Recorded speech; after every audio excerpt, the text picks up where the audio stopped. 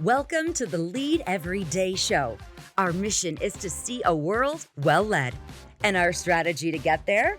To empower leaders like you to lead every day. So let's get to work. Welcome to the Lead Every Day show. We've been talking teams this week and specifically talent the last few days. And Mark, I'm so excited. We're going to get to see some talent on display today. Opening day of the Masters today. So that's going to be a lot of fun. You going to watch any golf? I will watch, probably not. I might not watch any today, but I'll catch before a little. The week's over. I'll over watch the weekend, a I'm going to catch a little. I'm Randy Gravitt. I'm Mark Miller. And we're glad you've joined us for this conversation that we're having. Yesterday we outlined the idea that there's a difference between top talent and typical talent. And we said that there are some things that they're looking for. I call them conditions of employment. I think they're true. I mean, with leaders all the time, they think a ping pong table and a coffee machine is going to solve their problem. That's not what top talent is looking for. They and nothing is ping pong and coffee. They love that a lot of times, but there's some very specific things that 7,000 of them told us they were looking for. Can't wait to dive into that today and talk about it a little bit. So. Here we go, man. Yeah. Well, when you think about the question, what does top talent want? We didn't know. And there's huge danger in not knowing. Well, you make assumptions, right? You're going to make assumptions, and you're going to try to do something, and you're going to buy a ping pong table. And I'll pay them a little more. Pay them a little more, yeah. And that's not what they want. Yeah. So we did the research that we've talked about and interviewed, surveyed.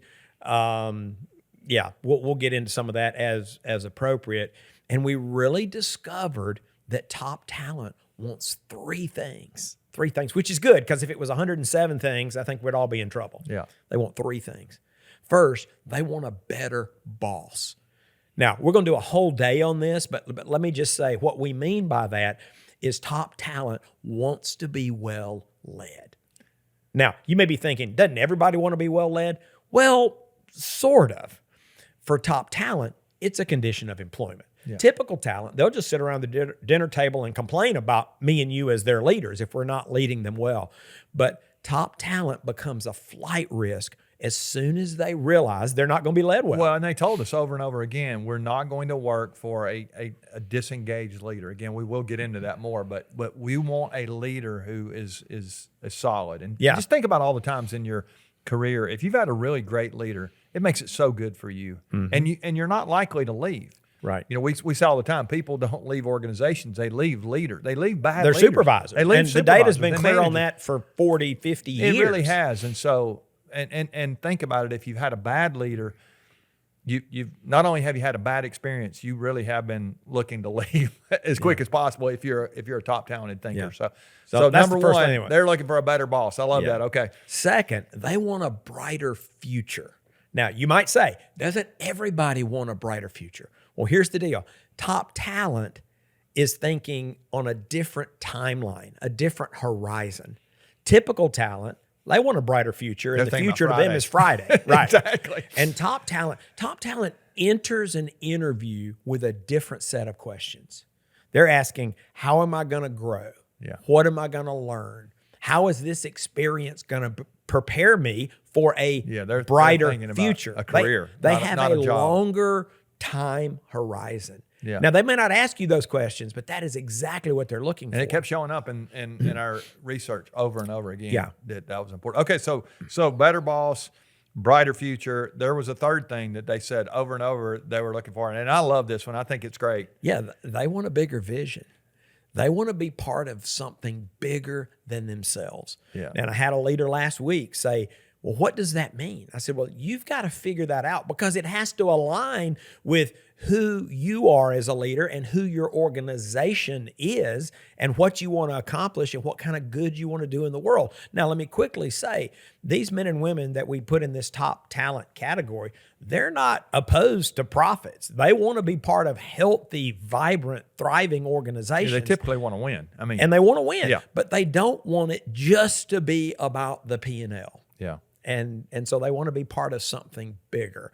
And we'll talk in a couple days about some things that that might help satisfy that in the minds of top talent. Isn't it ironic that people say they want the best people and then they really just start throwing stuff against the wall hoping somebody will stick and somebody's going to magically show up? And that's not what happens. I mean, we got to make sure that we're thinking about this and saying the right things. This is these are the conditions of employment. This is what they're looking for. Yeah, and I had an operator recently, a Chick-fil-A restaurant operator, who told me he was going to try to rig the system, and he was going to provide what he wanted. And I'll tell you more about that story. But the essence of it, 6 months later, all the great people he had tricked into joining him, We're gone. they all left. Yeah. And he told me that. Yeah. And I said, well, I kind of know why. He said, why? I said, because they want to be well led. They want a better boss. They want a brighter future, and they want to be part of something bigger than themselves. You can trick people, but you can't get them to stick. Yeah, well, it's your book there. It's attract and keep them. Keep them. It's not, the goal is not just to get them. The goal is to keep them as well. Okay, so Masters is going on now. We're getting fired up about that. But it's also that time of year where, I love to do a little fishing. It's fishing time of the year, and you got a great story about fishing with your dad back in the day when you were a kid. Tell that story, because I think it ties into to what some people may be doing. Yeah, I think it does tie in. Now, you may be wondering, how in the world did I concoct this connection? I don't know, right? The human mind is an interesting thing. I was actually working on this project. You may remember my dad died while we were doing this. And so obviously that was heavy on my heart and on my mind, and we're doing this work. And I had this revelation. As I thought back on my years with my dad, I remember as a child, he always outfished me. Again, the memories are a bit faded, but I remember rationalizing, I guess big people catch more fish than little people, which there's probably a lot of truth to that. And then as I got older, I got into my teen years, my dad was still out fishing me. And you were bigger. And I was bigger.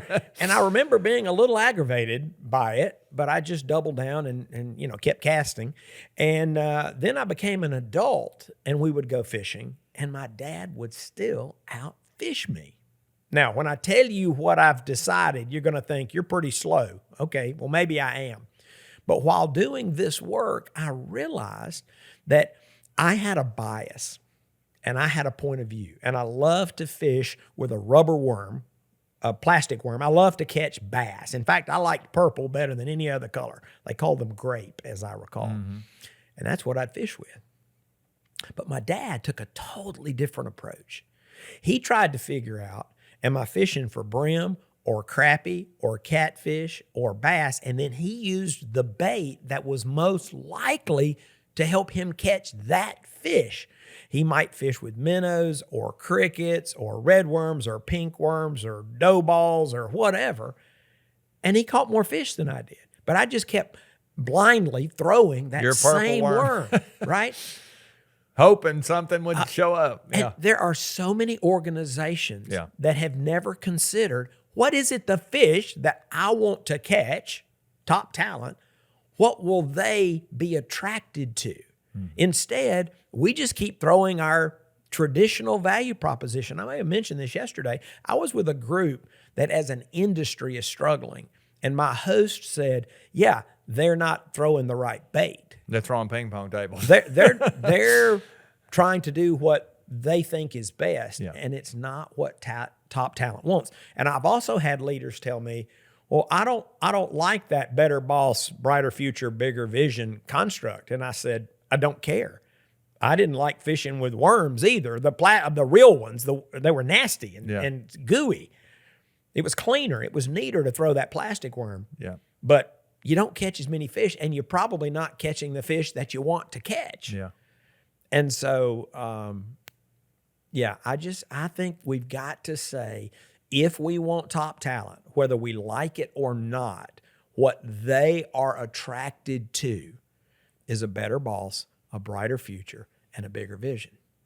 And that's what'll get them in your boat. Yeah, that's great. I love that. So I want to just encourage you today to begin to ask yourself, are the people on my payroll, are they well-led? Are they growing? And are they a part of something bigger than themselves? Those are the conditions of employment. If you really want to attract top talent, you got to make sure you're throwing the right bait. I love that. That's a really great story there. We'll leave it there. We're going to come back tomorrow. We're going to talk about what it means to be a better boss, the kind of leader that people really want to follow. That's going to be our first thing that we need to land on. If we're going to, I said tomorrow, I guess it'll be Monday now. We'll watch some golf this weekend. We'll come back and lean into conversation further as we continue. Remember, we're building great teams here. We're trying to be high performance teams. The foundation of talent, huge here. I hope you'll continue to join us for these conversations. Remember, the best leaders lead every day.